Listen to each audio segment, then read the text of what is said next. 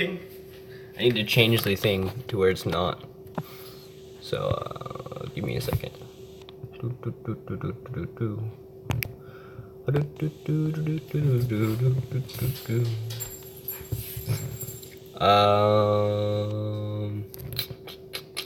View dashboard. Should be right there, yeah. So, while I'm managing this,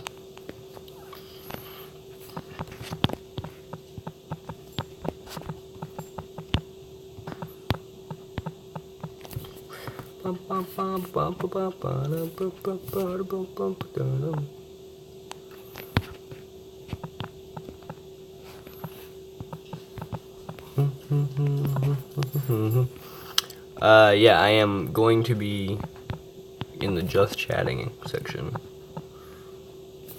Yeah, there we go.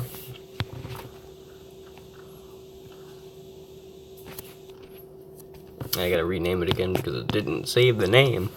Hello, my dashboard. Talk about the future. Alright. Yep, there we go. And now the notification should be going off for the majority of the people that I am going to be talking to.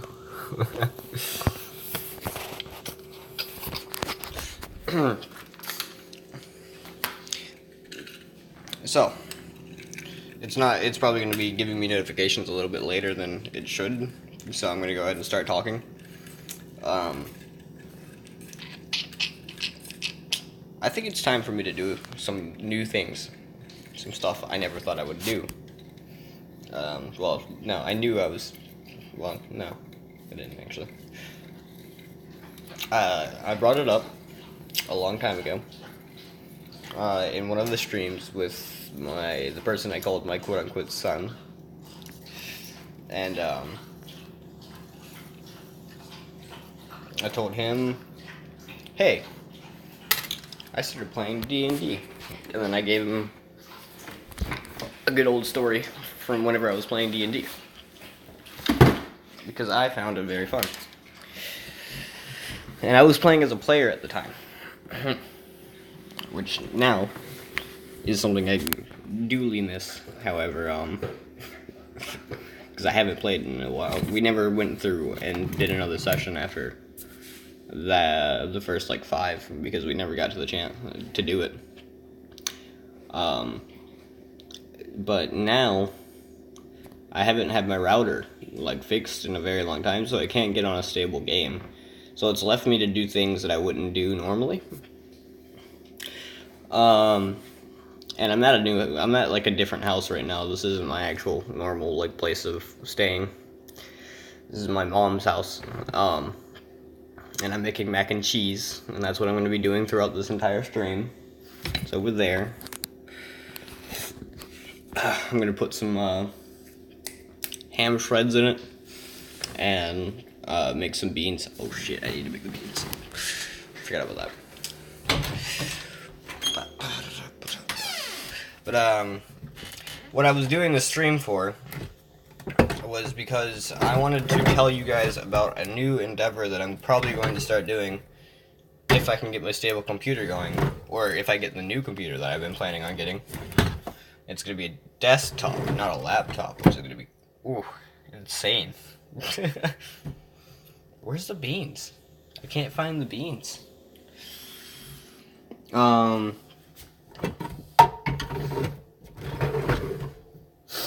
But yeah, we're going to hopefully start up streaming D&D on my computer, because I run sessions online for a couple of my friends, and it's some of my friends' friends, and that sounds like a lot of people if I just do that, say it like that, but it's a decent bit. But we aren't doing like an organized campaign. It's gonna be more of like a, I can't find beans. I'm pretty sure we don't have beans. I'm probably gonna have to call someone about beans. But it's more gonna be like a, one person session, and then like if someone wants to is able to get on, because you know we have a lot of people, so we can't really consecutively have all those people in one match because everyone has a different life. Basically, if that person wanted to come on and play, they would at me and tell me a time. So it's not going to be like an organized, like, hey, this here now. It's going to be more of a thing where, like, it's like, hey, I want to play. And I'll be like, all right, do you mind if I stream your session, your whole campaign? And they're going to be like, yeah, no, or yeah, do it. And I'll do it. I'll stream it. Because I find it very fun. We had some funny moments, and sometimes it's not exactly PG-13, but that's perfectly fine. And I might do streams more like this, where it's like me walking around, talking, or sitting down and talk. And during these streams, this would be wherever I would tell you about changes that I'm doing to the world, because I created my own whole world for this. And stuff like that. So I just wanted to get live and talk about it. To see if you guys wanted this, you know? And it's gonna be a VOD, so I'm probably gonna get more VOD viewers on this than actual, like, live viewers, and I know I'm probably not gonna get any live viewers right now. So, but I wanted to know if you guys want that, like, personally want that. And I'm probably going to post this on YouTube as well, because I'll get comments from that. But yeah, so far we've got one level 9 character, and a couple lower levels, but the world that I created has no difficulty area. So there's like, you go in and you level up really, really quick, and you get gold really, really quick. So the prices are higher than you would expect. Can you see the smoke? No, you can't. I'm waiting for this to boil. And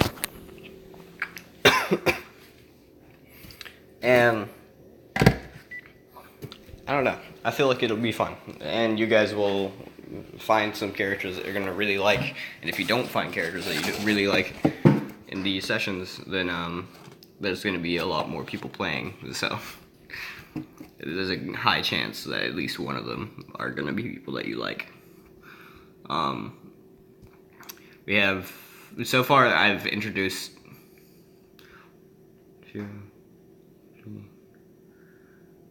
3 main ones, and then I'm trying to introduce one tonight, but I can't because I don't know, he's not responding to me.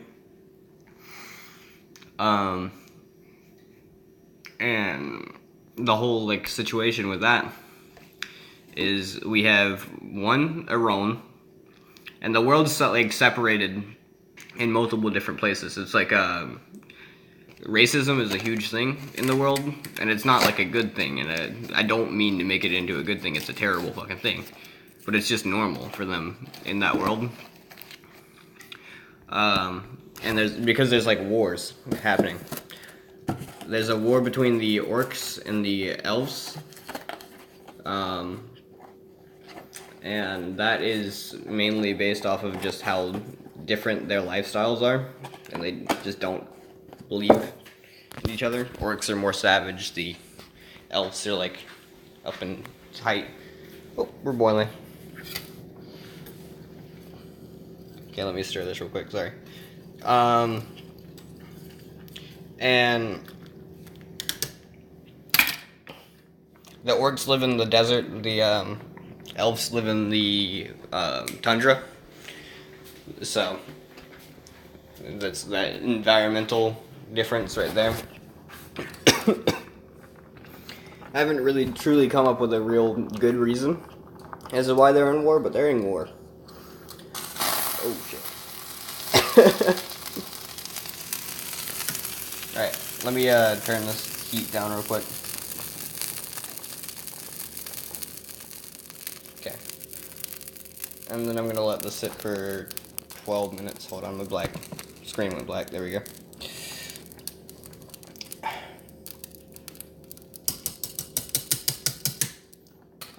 Timer. Hold on, let me turn on. No. That should be fine. 12 minutes. And the whole, like, ordeal as to why I was explaining that to you was because, one of the characters, his name is Iron Quiffire is his full name. He's blonde. He's, like a typical elf. He looks like your stereotypical elf. And I'll do, like, another stream later explaining, like, everything the characters have done, but I'm just gonna give you a list right now. Aron, Raleigh Sincere. He's a human cleric who came from the Church of Peace and Prosperity, aka Lumbark's Children.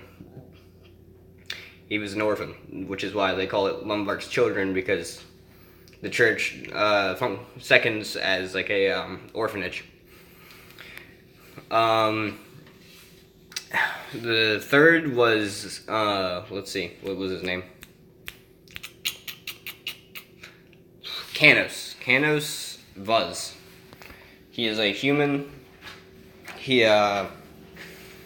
made a pact in another life with the god of war, Ymir, and through that pact he was resurrected with not really any memories of his past life, but like knowing that he was in that pact with the guy because he has special powers now due to that guy.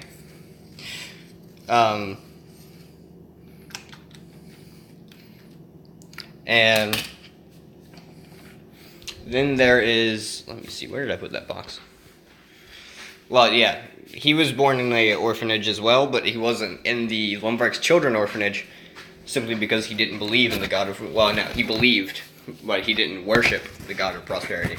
It's hard not to believe gods in this world because they literally walk among us. And then, let's see. He's gonna, as currently, you'll figure out what his, like, thing is if he lets me record his thing. But he's the furthest in, and he's level 9. He's a level 9 warlock who summons an ability, like, weapons and stuff. And after that, I'm trying to introduce Bouncer tonight.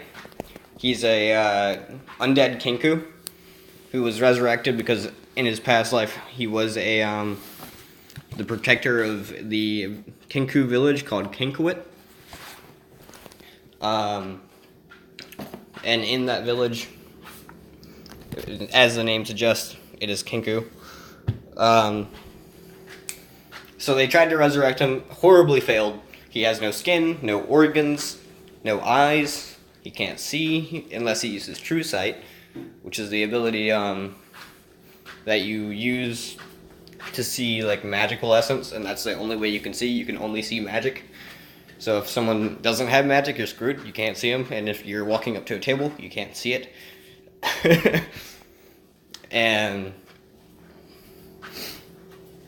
the other one, oh yeah, no, he doesn't have like ligament or anything like that, so the thing that connects his bones to like his actual body is just green magical essence that like festers around like the neck and stuff like that. So he's a really cool character. I just haven't been able to introduce him yet because the guy doesn't like tell me whenever he's available. But he'll eventually come around. We got 7 minutes left, so I'm going to be walking back and forth for 7 minutes. Then after that, I'm trying to remember. There was one other person who I believe I'm just going to like throw him back in time because this character is going to be in a later campaign that has a lot of people in it. But I'm going to throw his character back in time to before he was in that area where he's going to be in the campaign. And his character, his name is Noros. I forgot his last name. But he's a dwarf cleric who worships, I think he worships Ymir as well. But he doesn't like have special powers or a pact with him. He's just in Ymir's paladins. But typically Ymir's paladins are like paladins, like the name suggests. But no, he's a cleric. He heals more than the paladin. So yeah, that was basically the background of the characters. Now the world, we're going to figure out more as we play through it. But I've already got a whole bunch of stuff planned. And I can go over the gods right now. I actually have a list on my screen. We just want to go towards it. Yeah, this shows how crazy I am right now. Because it's a long list. I'm pretty sure you could read that yourself. Norse, god of life. Then Ymir, god of war. Dunderfost, the god of doubt and depression. Ryder, the god of luck. Tyron, the god of order. Fraju, the god of trickery. Lumvark, the god of peace and prosperity. Rio, the god of weather. Papim, the god of thieves. Wosum, the god of all that is dark, commonly referred to as the daemon that rules over all daemons. Cause of all that is bad, which is probably what most people are going to be chasing after, which is what Kanos is currently chasing after. He's trying to kill Wosum, even though he's not that great of a person himself. So yeah, there's a lot of lists and stuff like that. I'm trying to introduce as much like cool stuff as I can, like a reputation system, an adventurers guild. We have an adventurers guild, and that's how they've been primarily getting their missions right now. Because that's how you would like. There is no area for leveling, so you have to take missions from the adventurers guild to actually know what level you should be to do this mission. But they still like encounter random shit as they're walking around, so there's no real avoiding fighting stuff that's above your level. So I've started some of the church names because I needed to set up the churches because Bashford, the capital city, which most people have started in so far, has like 5 churches in it, so I had to like plan that out, and like 1 school and 2 guilds. The Mages Astute Guild and the actual like guild, Adventurers Guild. So the executive branch, which is the god of lives, and you'll see why that's a funny name for their church. Lumvark's children, the god of peace, which is basically Christianity. Worian forecasters, with the god of weather, which is funny because that entire church is basically like the weather reporters of the world. The House of Papum, which is the thieves' church, which is based in I'm trying to remember the name of that town, but it's a town that is far off from the capital in the corner, and it's a halfling town. The House of the Soulless, Home of the Soulless is Wosum's cult, which is the evil guy. And then the Oracles of Tyron, which is the god intermanagement group, which is necessary because most gods hate each other. Ymir's loyal paladins, I already went through that. The Cult of Personality is Dunderfost cult, and I'm pretty sure some of you already caught on to the reference I made there. So yeah, I just wanted to get some feedback and see if you guys wanted to actually get interested in this. I'd love to see your comments in the video/stream, and I'll talk to you guys later.